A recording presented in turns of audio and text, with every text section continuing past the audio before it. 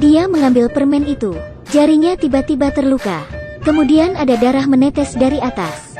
Saat Anthony menengok ke atas, ia melihat Candyman di cermin. Pintu lift lalu terbuka. Anthony lalu pergi.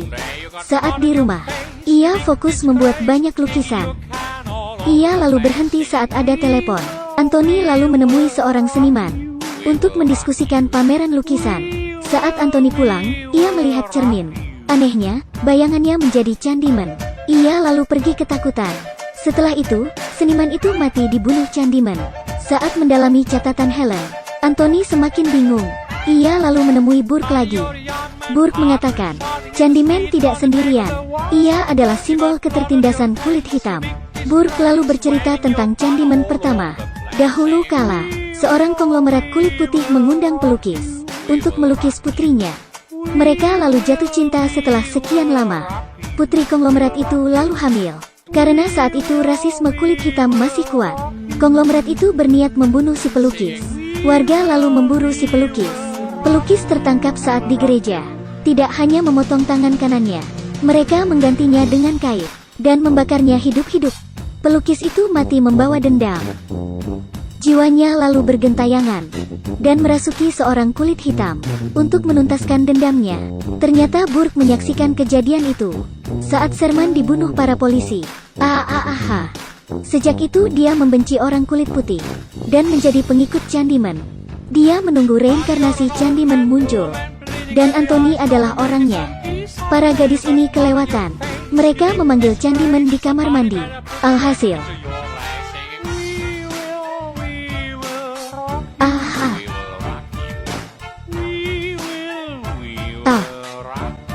semua itu berawal dari Anthony yang memanggil Candyman.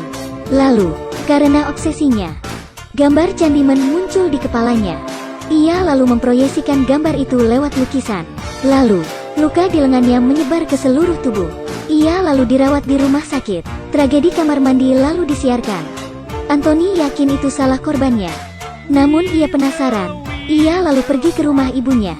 Saat ibunya melihat kondisi Anthony, ia lalu bercerita. Ternyata Anthony diculik oleh Helen. Namun, bukan atas kehendaknya. Saat itu Helen dirasuki Candyman. Anthony lalu terpilih sebagai penerus Candyman. Sebelum ia mati, Helen bangun di menit terakhir.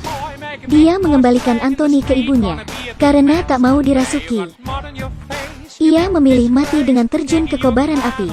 Setelah mendengar cerita itu, Anthony pergi ke kawasan di mana Candyman tinggal. Pada saat yang sama, Brianna datang ke Binatu Burke. Ia lalu menemukan topi Anthony.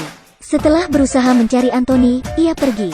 Tapi ternyata pintunya terkunci. Tiba-tiba Burke muncul dan menculik Brianna. Saat Brianna bangun, ia disekap di dalam gereja. Tidak hanya itu, Burke lalu melaporkan pada polisi. Dia menemukan pelaku pembunuhan berantai. Anthony juga diikat Burke. Burke lalu memberitahu Brianna. Dia hanya ingin memanfaatkan Candyman atas dendam pribadinya. Setelah itu, ia memotong lengan Anthony dan memasang kait. Untungnya, Brianna berhasil melarikan diri karena Burke ingin memfitnah Brianna sebagai pembunuh berantai. Ia mengejar Brianna sampai dapat, tapi Burke dibunuh oleh Brianna. Setelah Anthony sadar, Brianna memeganginya. Namun, Anthony tewas kehabisan darah. Polisi lalu tiba. Sebelum Brianna menjelaskan, polisi melepas tembakan. Sejarah terulang lagi. Anthony mati mengenaskan, dan Brianna ditetapkan sebagai tersangka. Polisi memaksa Brianna membuat pernyataan palsu agar kasusnya cepat selesai. Kalau tidak, dia akan dihukum berat. Brianna lalu meminta satu permintaan. Bisakah saya bercermin sebentar? Lalu, Candyman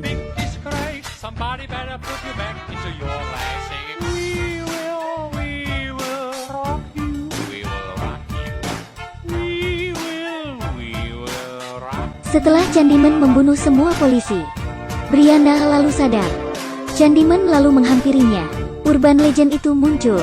Setelah sekian lama menghilang, ia menginginkan balas dendam yang diakibatkan oleh segregasi kulit putih. Jika saja tidak ada rasisme, mungkin Candyman tak akan pernah ada.